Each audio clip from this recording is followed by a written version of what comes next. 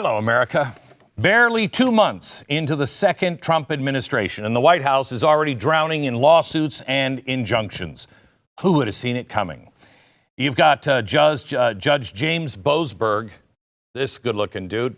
He's an Obama appointee, slamming the brakes on Trump's deportation flights. Trump invoked the Alien Enemies Act to deport members of one of the worst violent gangs in the world. And he was arguing that it was a matter of national security. But the judge said, no, it's not. Boasberg's order came when 2 flights full of gang members were already in the air on their way to El Salvador. Another Obama appointee, at the same time, Judge Theodore Chang, he was at least temporarily stopping Trump's plan to dismantle USAID. Gee, why would you want to do that? Maybe you're part of the money train, or do you just have funders that are part of the money train? Judge Chang ordered the Department of Government Efficiency to restore email and computer access for USAID employees. Oh, yeah, let's give them computer access. Then there's one of Biden's picks, Judge Anna Reyes. She halted the Pentagon's new policy that banned transgender soldiers from military service. Now, on the same day that Judge Boasberg issued his order, Judge Reyes issued a stay on the Pentagon policy, arguing that the Trump White House did not prove why this is necessary. Since when does the commander-in-chief need to explain to a court? Now, these are just one of the how many lawsuits? 162 lawsuits that have been filed against the Trump administration so far. And he's only been in office for 72 days. Okay, that's a pretty high number there, don't you think? The judges have at least issued 15 injunctions so far, though it's hard to keep track daily with the changes that are happening so rapidly in these cases. Now, how does that compare to Joe Biden's first 72 days in office? Well, they were piling up with him, too. The lawsuits, he had, count them, 3. 1 injunction. So I want to talk to you tonight about who are these judges? Who are these people? And who is behind it? Now, you're not going to find this surprising, but this is not just politics as usual. It is a coordinated assault to gum up the works of the Trump administration, so it spends the next 4 years in court instead of taking apart the deep state. So let's look at the main players behind these lawsuits, because it's shocking. Shocking. How have we ever seen these people before? No. First, let's take a look at American Oversight. This cute little organization here. They're involved in multiple suits, including one that was filed last week over the whole Signal chat mess. American Oversight was launched in 2017. What a shock. It was right after Donald Trump entered the White House for the first time. And it was created specifically to fight against Trump at every turn. Its status as a 501c3 nonprofit means it relies on donations and grants. But it doesn't disclose any of its sponsors, but it also doesn't seem to have any funding problems. I wonder why. In fact, when the American Oversight launched, one of its senior advisors empathetically told USA Today, we can't do it. We just can't do it. We don't discuss our donors. Oh, such empathy for these people. Isn't it great? Now, I'll get back to the American Oversight in just a minute. As you will see, it's pretty clear who their likely donors are. Next, Democracy Forward. Now, this one is really super special. They've also filed multiple lawsuits. What I'm showing you up the chalkboard, this is the vast majority of all these lawsuits. This one lawsuit included their request to Judge Boasberg to halt Trump's deportation flights of gang members and a case against eliminating the Department of Education. Democracy Forward was also started, this is so weird, in 2017. Same time. What are the odds? Just as Trump took office, just like American Oversight, and its mission was to make legal challenges to Trump policies. Now, they spent the last 2 years planning for all of their lawsuits before Trump did anything. Wow. That's like, I've got to hire an accident attorney. Why, has there been an accident? No, but there's gonna be one, and he's already preparing for it. Oh, that doesn't seem suspicious at all. Anyway, they would file all of these lawsuits if Trump won the election. Now, they wanted to use Heritage Foundation's Project 2025 as their blueprint, so they went after that. The chairman of Democracy Forward, the board of director, the chairman, is Mark Elias. Now, why do we know that name? Well, he's the mega lawyer for Democrats, who I've mentioned, tons of times over the last couple of years. He was general counsel for the one and only Hillary Clinton during her 2016 presidential campaign. That's weird. And then he was also running the DNC in 2020 and for Kamala Harris's campaign last year. But he's neutral on these things. And then there's the captain of this whole enterprise, this guy, Norm Eisen. Love Normie. He's great. You've heard me talk about him, too. He is the co-founder of CREW, Citizens for Responsibility and Ethics in Washington. Ethics. He's also the co-founder of a newer group called State Democracy Defenders Fund. Ooh. 1 month before Trump started his second term in office, his State Democracy Defenders Fund had already requested records from 16 federal agencies about interactions with the new Department of Global Efficiency. He wasn't even in the office yet. But no, we got to know what Doge is doing. Now, where have we seen this dude before? Because I know we've seen him someplace. Well, during the 2019 Trump impeachment effort, he was the special counsel for Adam Schiff and the House Impeachment Committee. So if you're on with Adam Schiff, you know all about ethics. Eisen is a lawfare zealot with one driving passion, and that is removing Donald Trump from office. Well, they tried that before, so why not just bury him in so many lawsuits that he can't get anything done? Here he is on MSNBC in February. The lawsuits we're bringing, I'm planning 100 this year. 100. The lawsuits we're bringing are designed as part of that. And it's starting to work because you can't do it in the courts of law alone. You need the court of public opinion. And what did we see this week in parallel with our Treasury lawsuit, that first Treasury case? Peaceful protesters for the first time starting to show up at the Treasury building around the country. I hate these people so much. I'm sorry, I have to say it. I just hate them so much. It is so evil what they're doing. Earlier in that interview with the man who pronounces bringing, he hyped his research into autocratic rules around the world, which helped him develop something he calls the democracy playbook. Gee, we've heard that on this program before, haven't we? It's been on the chalkboard. It's the 7 pillars to defend democracy, which Eisen and his colleagues declared to be in crisis before Trump was even sworn in for the second time. Ironically, their second pillar is defending the rule of law against legal abuses. And yet Eisen's groups are flooding the system with dozens of lawsuits, with 100 planned for this year alone. I can't wait to see what's coming.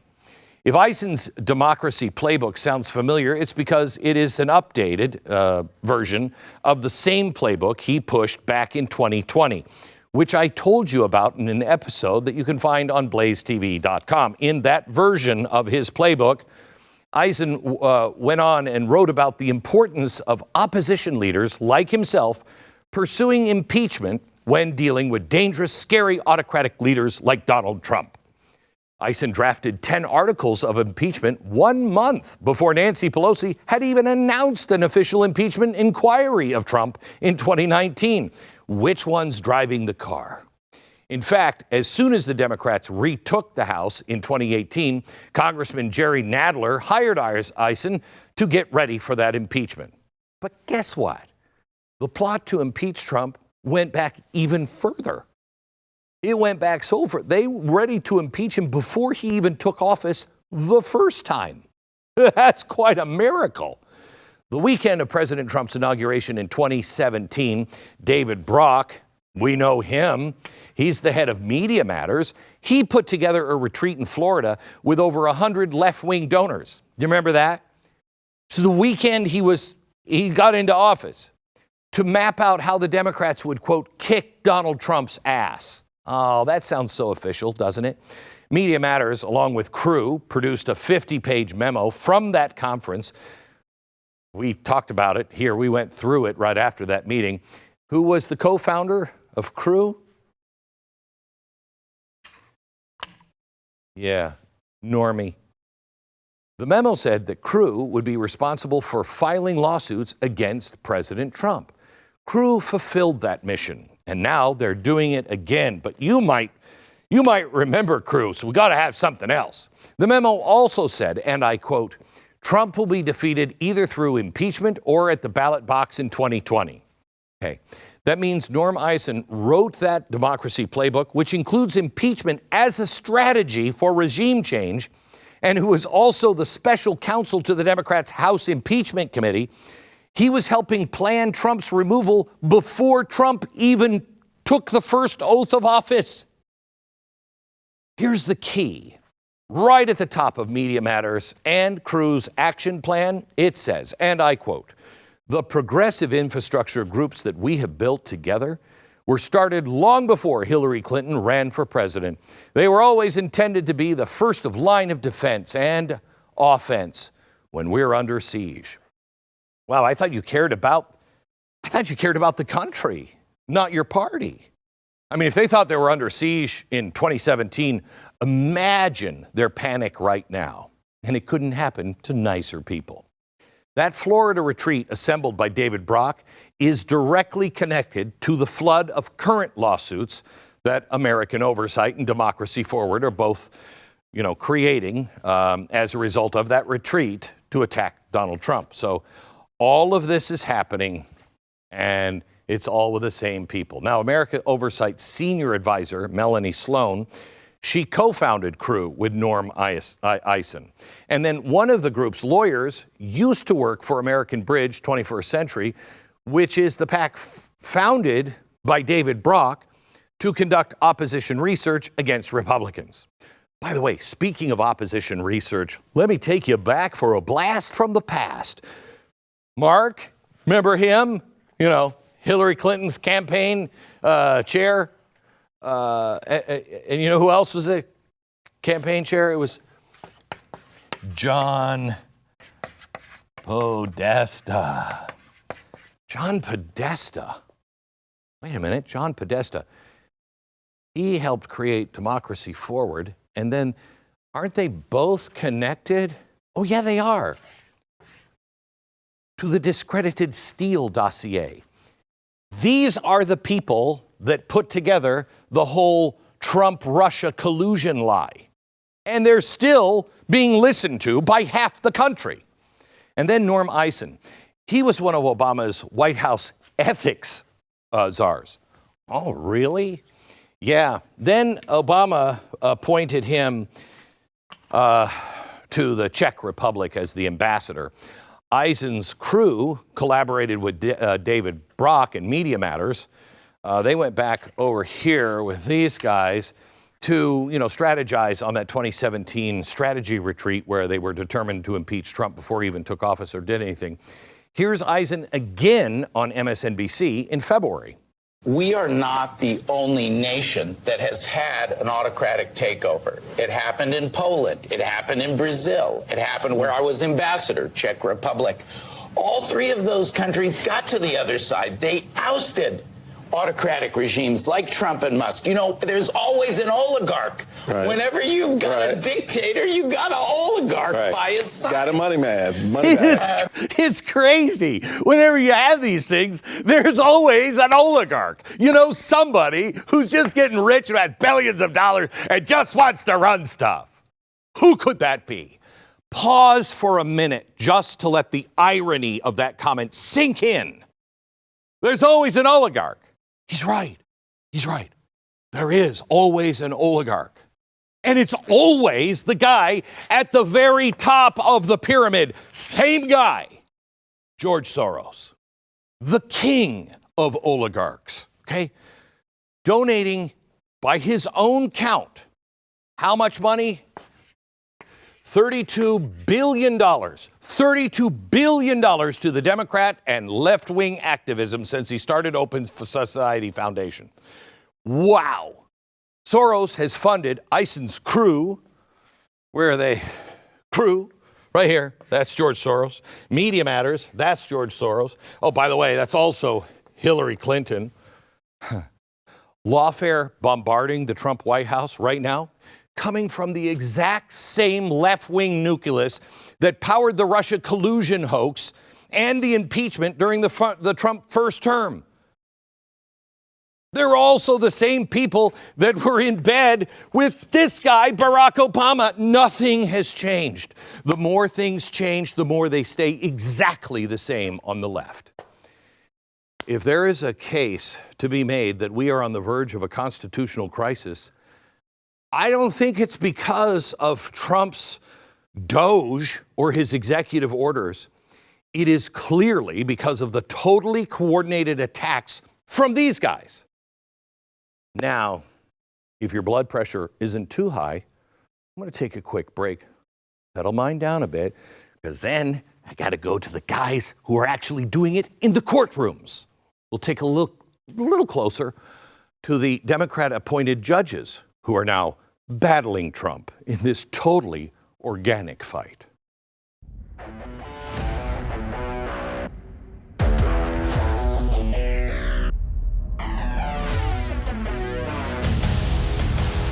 Font that is used there, that font, that looks like German font. What is he saying? Well, don't know. Okay, you know scammers can literally steal your home from right underneath you. FBI calls it house stealing, and it is a growing real estate scam targeting American homeowners. Now, here's how it works. Criminals forge your signature on one document. They use a fake notary stamp, pay a small fee, file it with your local recorder's office, and just like that, your home title has been transferred right out from underneath you, out of your name. Now they can take out loans using your equity in your house as collateral, or even sell the property behind your back. And nobody knows. Nobody knows until there's a knock on the door with the sheriff, or you start getting collection notices or foreclosure notices because you haven't been paying your loan back that you didn't take out. When was the last time you checked your home's title? If you're like me, the answer is never. That's what scammers are counting on. That's why I trust Home Title Lock to lock up my home and the title. $1 million triple lock protection helps keep your home and your equity safe. Here's what you get. Immediate 24/7 monitoring of your property, urgent alerts if there are any changes, and if fraud should happen on their U.S.-based restoration specialist dime, they will spend up to $1 million to fix the fraud and restore your title at no additional cost. Easy. Here's the best part. I've teamed up with Home Title Lock to give you a free title history report on your home so you can find out if you're already a victim, and access to your personal title expert. It's a $250 value. Just sign up for it and you get it. HomeTitleLock.com. Use the promo code GLEN250 or click on the link in the description and make sure you check out their $1 million triple lock protection details when you get there. HomeTitleLock.com, promo code GLEN250. I got to tell you, I hate doing shows like this because I feel like I've done the same show with the same names 1,000 times. But here we go again. President Trump has issued a lot of executive orders since he was sworn in. About 100% of them have driven the left into just foam at the mouth rage. Late last week, Trump issued an executive order ending collective bargaining rights for certain federal workers. This is something FDR was totally for. Now, I don't know why federal employees need unions, but the largest one, the American Federation of Government Employees, is already working on its lawsuit. At this point, it's just automatic. Trump puts his signature on something and it triggers an instant lawsuit. Now, I am not for executive orders in principle, because it hands the left-wing president these orders. Essentially, they'll serve as laws in the way they create new rules and policies within the executive branch agencies. So that's the way they use them. That's the way we're using them now. And they can just be canceled the next time the president gets in. And we swing back and forth like we're insane. Trump's executive orders also directed at the executive branch, but they are an effort to reset it back to factory settings. The left is freaking out because he's using the executive orders to dismantle their century-old progressive project, which is that executive branch that was what it turned into with Woodrow Wilson. The left never had a problem with Biden's executive orders. Never. In fact, they demanded more of them. For example, back in 2021, a radical left-wing group called Indivisible, I'll have more on them in a little while, they demanded executive orders from Joe Biden, quote, "The Biden administration has the power to deliver many important promises made without Congress. Remember, President Obama implemented DACA via executive action, something he said himself before he did it. I don't have the power to do this, but he did it anyway." And nobody said a word. And then everybody's favorite Native American, Senator Elizabeth Warren, wrote in the New York Times, quote, and I'm quoting, "When Republican obstruct such action, President act executive authority. He must. No matter how much the left whines about Trump being the dictator, he must. And me smoke wampum." I'm just quoting her.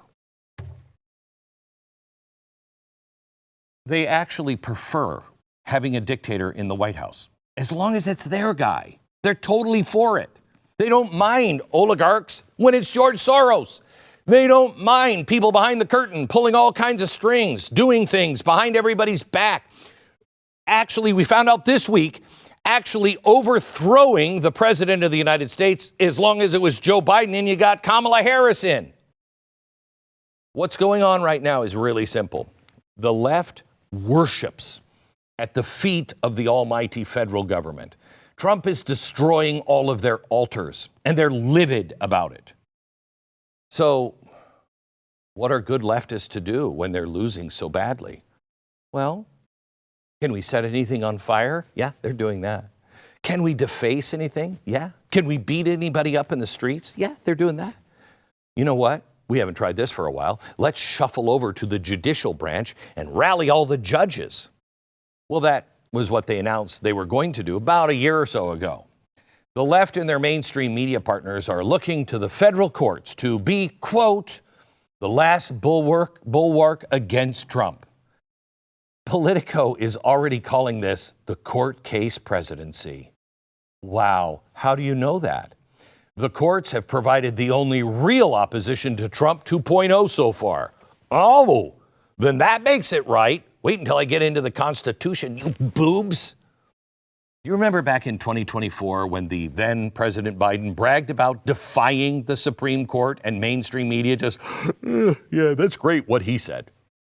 The Supreme Court had shut down his unconstitutional student loan forgiveness program. And Biden tweeted, quote, "I promised to ease student debt for millions of folks. The Supreme Court blocked me, but it didn't stop me. I found another way to help more than 3.7 million people." He was spending money. The reason why this is unconstitutional, only Congress has power of the purse. Only they can open up and say, yeah, reach your hand in there and grab some more. This president is using executive power to not spend your money, and they're upset about it.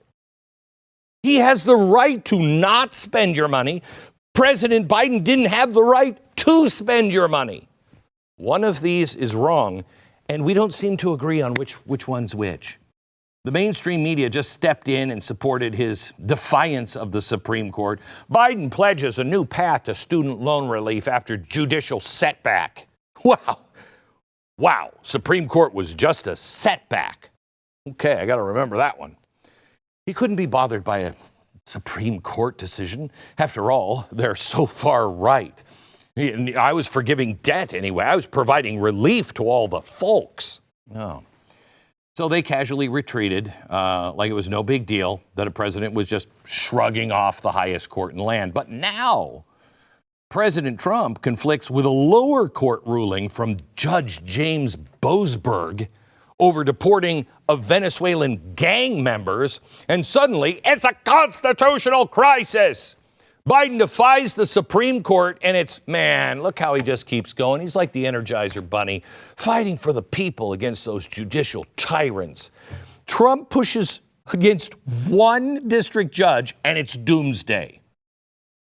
Okay, I don't think people are being honest here.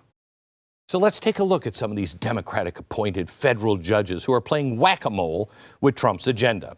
Let's start with Judge James Boasberg. What a guy. Picked by Obama back in 2016. He served on the FISA court, where he approved 4 applications related to the Russia collusion hoax. He's the guy that signed off on all of that. And then later, when the former FBI attorney, Kevin Kleinsmith, pleaded guilty to lying to him on one of the FISA applications, a violation that carries up to 5 years in prison, Judge Boasberg was like, yeah, I'm sure he didn't mean it. No prison time. Oh, okay, I think I'm starting to see who you are. Let me see if I can clarify and zoom in a little bit more. Next, we have Anna Reyes. She's another D.C. District Court judge. She was also appointed by Joe Biden. She's the judge that halted Trump's ban on transgender troops in the military. In 2020, she also volunteered her legal services to Biden's campaign. Since 2008, she donated over $38,000 to Democrats, including maxing out on the contributions to Biden in 2020. I wonder how she got her job. And then she's also been associated with a buffet of left-wing activist groups, pro-abortion, pro-illegal immigration, pro-DEI, you name it, that's her. Then there's the U.S. District Court Judge Theodore Chang, another Obama appointee. Now, he's the one trying to reverse Trump's shutdown of USAID, which folks are just so passionate about, right? He also has a long history of donating to the Democratic Party candidates and causes, including Obama and John Kerry presidential campaigns, okay? But back in 2017, he was the first judge to block Donald Trump's travel ban on several Muslim-majority countries. He said that was just horrific. In 2020, he also issued the injunction against Trump and the administration's FDA rule that abortion drugs have to be picked up in person, can't be received by mail. That's just outrageous and unconstitutional. Where? So those are just a few of the high-profile examples for you, but there's also another Biden appointee, Amir Ali. Now, he was born and raised in Canada by Egyptian parents. Ali has just become a U.S. citizen in 2019. And he's a federal judge? Wow. And he's been a federal judge for less than 4 months. He's the guy who blocked Trump's 90-day freeze on foreign aid. Great. Then there's Obama's appointee, Beryl Howell, who ruled against Trump's firing of members of the National Labor Relations Board. And then Biden's appointee, Lauren Ali Khan, who blocked the Trump administration from freezing federal grants and loans.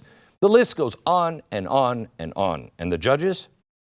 This is going to come as a surprise, are all long-term Democratic Party donors and are Obama-Biden loyalists, taking sledgehammers to President Trump's attempt to do some spring cleaning in the executive branch. I don't know. Pattern here seems pretty obvious. The groups I told you about in the previous segment, plus literally dozens of other similar groups, are releasing a torrent of lawsuits against Trump and knowing exactly where to file them to reach the favorable judges. Well, who would have thought that this might have been coordinated at all? Because it all looks so spontaneous. Agitate and escalate. This is the left's playbook, and it's been the same for decades. They destroy whatever they touch. Have you ever lived in a city or been to a city and you're like, this is a great city? You move there and then a bunch of leftists move in and you're like, it's not as great of a city, not because of the people moving in, but because of what they're doing. And pretty soon it's absolutely unlivable. Yeah. These are the people that are now making the decisions for you. Okay? Not the person you elected, but me, the guy who's been a judge for 4 months and a new citizen. Wow, and they say you can't make it in America. Look at how that happened. Now, I'm going to take a closer look at who's escalating the fight in the streets against Trump and Elon Musk. Oh, that's even more fun. Next.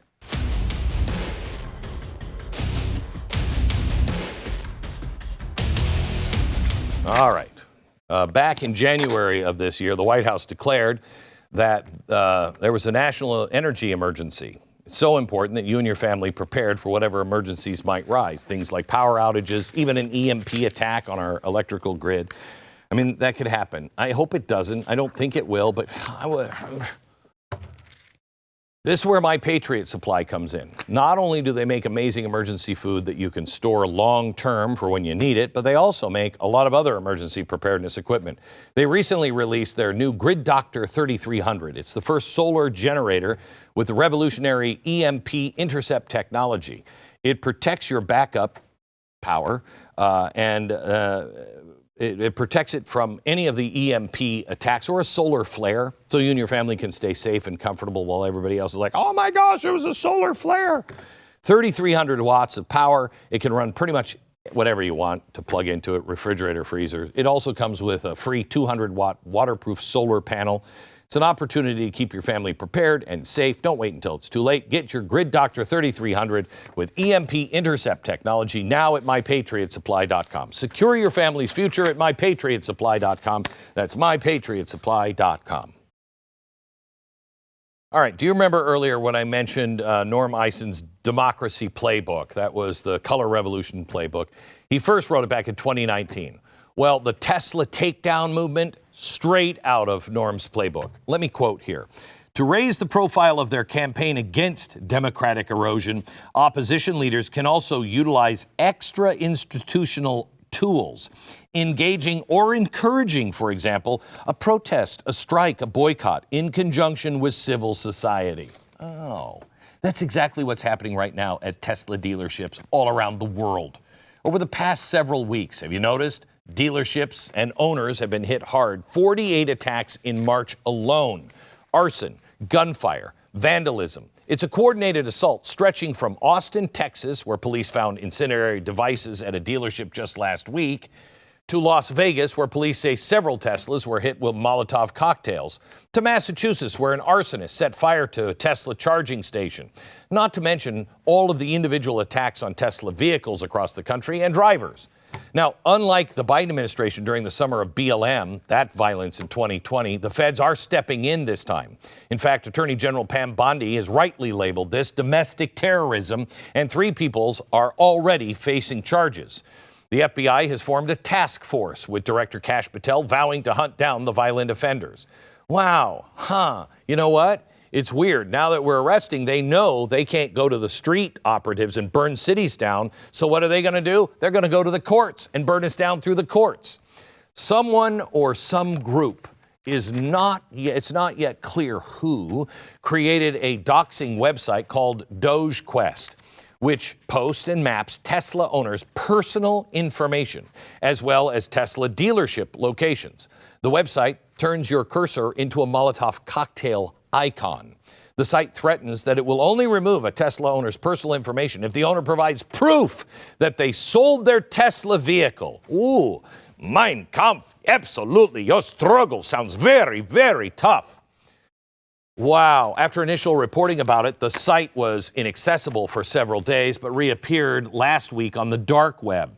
The site also, quotes, highly recommends users visit another site called No Trace Project. Yet another classy website that is, quote, a collection of tools to help anarchists and other rebels understand the capabilities of their enemies, undermine surveillance efforts, and ultimately act without getting caught. Boy, that sounds totally legal. It's also unclear who's behind the No Trace Project, although clicking through another link on the site takes you to some kind of anarchist site that has a Free Palestine banner on the top, which tells you pretty much all you need to know about their super agenda. For common sense Americans, it will come as no shock that these Tesla attacks and other protests at federal office buildings are not the organic uprising of the American people on their own. I mean, sure, the people over in Germany and Ireland and France are very upset about our internal policies of cutting budgets at agencies. Sure, that makes sense. But listen to this spin attempt from Norm Eison, speaking recently on the New Republic's podcast. He's talking about people rising up to protest as a result of his lawsuits against Trump. They started speaking out, Democrats in Congress, and then the public. At the same time we were litigating the Treasury order, a crowd spontaneously formed, led by Indivisible, in front of the Treasury. The press started pushing back much harder than they have. And it's weird, a crowd spontaneously formed, just like that crowd spontaneously formed right there in front of USAID, which so many people are passionate about. Really, a crowd cannot spontaneously form and at the same time be led by an activist group like Indivisible. There's nothing grassroots about that or the Tesla attacks. Indivisible is one of the major sponsors, along with MoveOn.org, a Seattle-based group called Troublemakers, and a Philadelphia-based group called The Disruption Project Spontaneous. Troublemakers is calling people to action because of, and I quote, Elon Musk's unhinged crime spree against the American people. Azra Nomani reported from the site of the protest in Virginia last weekend. She wrote, quote, these groups are digital platforms, prescripted chants, pre-printed signs, nationwide toolkits to manufacture the appearance of grassroots activism. MoveOn.org has received major funding from the godfather George Soros. You know what I'm saying? And Indivisible is a partner of a brand new group called Families Over Billionaires, which is hilarious because it's totally run by billionaires. And the Free Press reported last month Families Over Billionaires is yet another project of Arabella Advisors, the massive left-wing dark money network that we've talked about many times on this program. And to bring it all back where we started tonight, Norm Eisen, along with Jennifer Rubin, who used to be at the Washington Post, just started their own news outlet called The Contrarian, which enthusiastically endorses Indivisible. In fact, Jennifer Rubin even interviewed Indivisible's co-founder, Ezra Levine, after his group led that spontaneous protest at the Treasury Department. Indivisible's next massive spontaneous event is set for April 5th, an event called Hands Off. This time they're targeting state capitals and other government buildings and congressional offices and city centers. Maybe someday they'll get to your house. Collaborating on this is a who's who of crazy left-wing organizations. MoveOn.org, Planned Parenthood, labor unions, every climate group you can think of. Wow. I hope you're getting the picture here. The progressive infrastructure groups that Media Matters and Crew said were always intended to be the first line of defense and offense back in 2017 have grown insanely larger and more insane and powerful. This same infrastructure is powering both the lawfare against Trump and the Tesla attacks against Musk. Wow. Who would have seen any of this? Not me, of course. We'll get back here in just a second. Lower my blood pressure and talk to the one and only Senator Mike Lee. How do we fight back?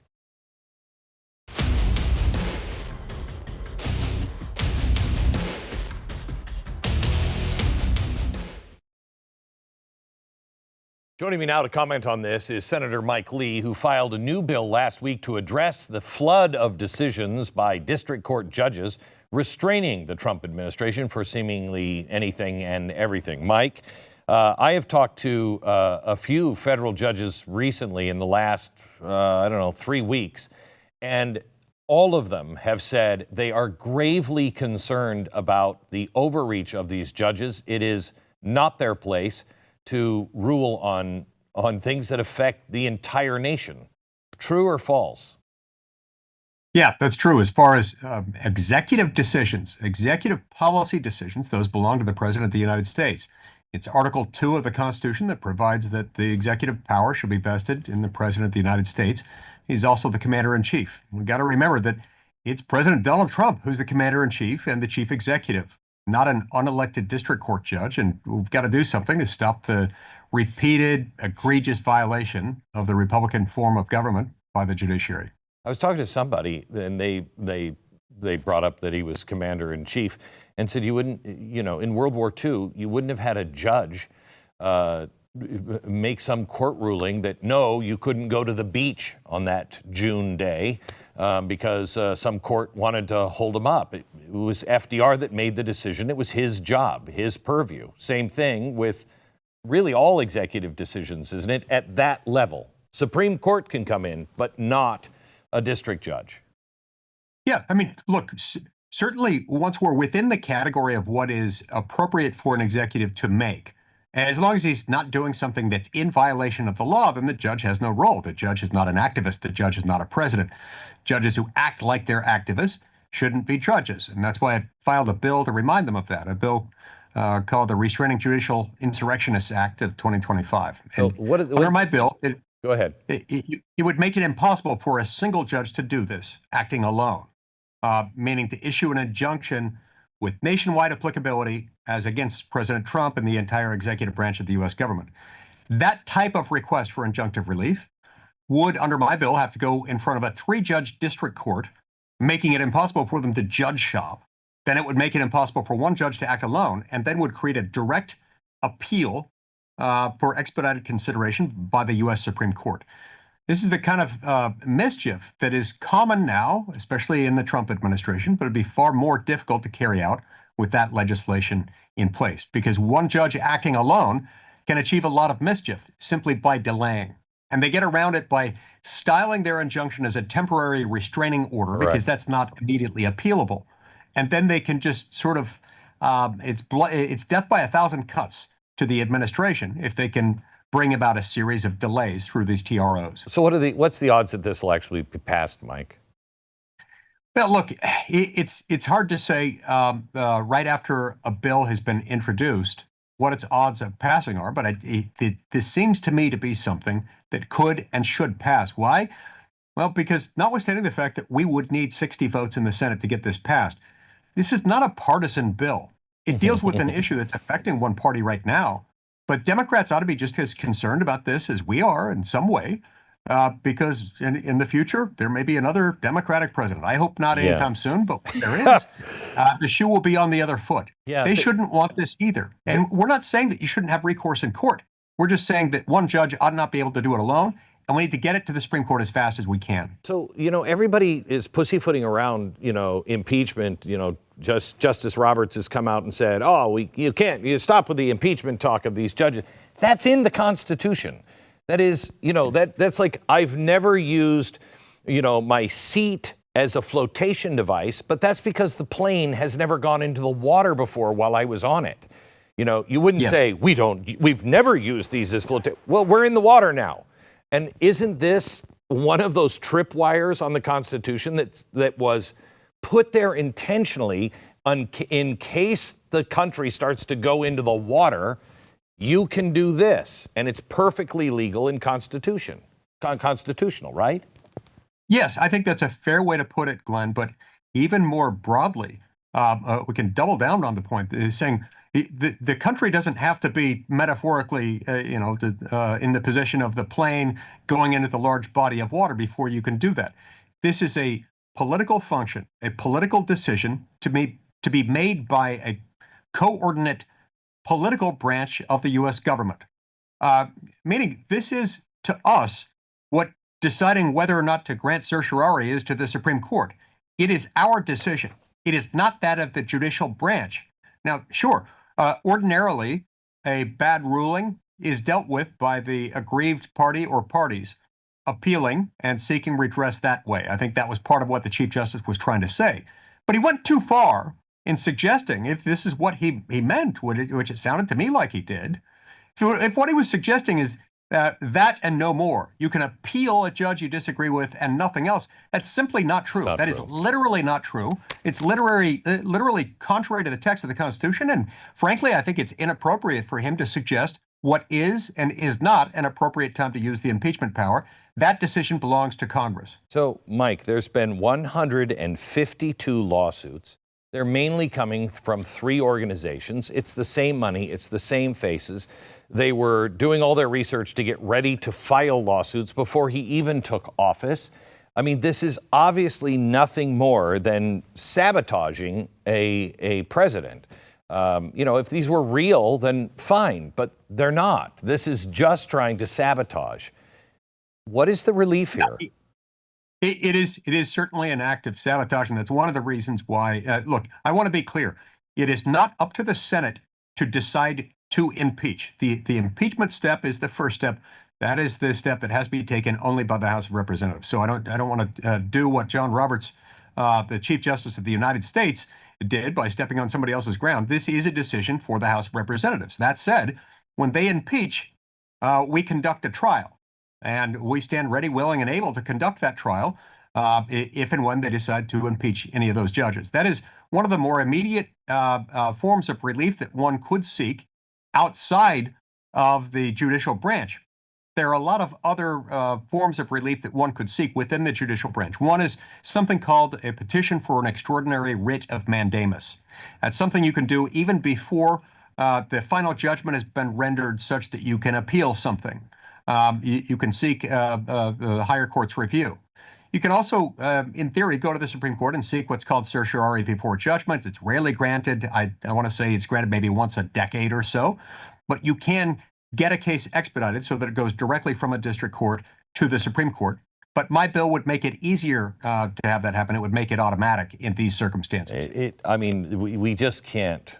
We can't rule a country like this. You just can't. This is chaos, and it's intentional chaos, just to sabotage a duly elected president. And it's done by the same people that, were doing the Adam Schiff defense, done by the same people that were planning on how to dismantle Trump the first weekend of his election last time.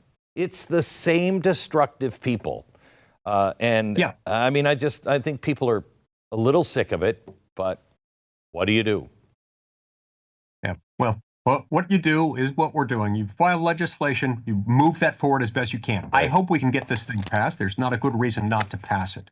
And in the meantime, the House considers its options with regard to impeaching judges. And in the meantime, Pam Bondi and the Department of Justice will continue to seek appropriate and expedited relief on appeal. And little by little, we'll get through this. But there are people in this country, Glenn, who don't like the constitutional order. They don't like the Constitution. For that matter, they don't like the American voter. They deeply resent the American voter because they elected Donald Trump. But Donald Trump was elected because he offers to do the very things the American people want. They want a secure border, stable currency that's not inflating all the time, and a government that leaves them alone. Yeah. Mike, thank you so much. Thanks for the bill and all the work you and others like you in Washington do. I appreciate it. God bless. We'll have more on this tomorrow. There are things that we do need to do, and we'll talk about those tomorrow on the radio. Until then, from Dallas, good night, America.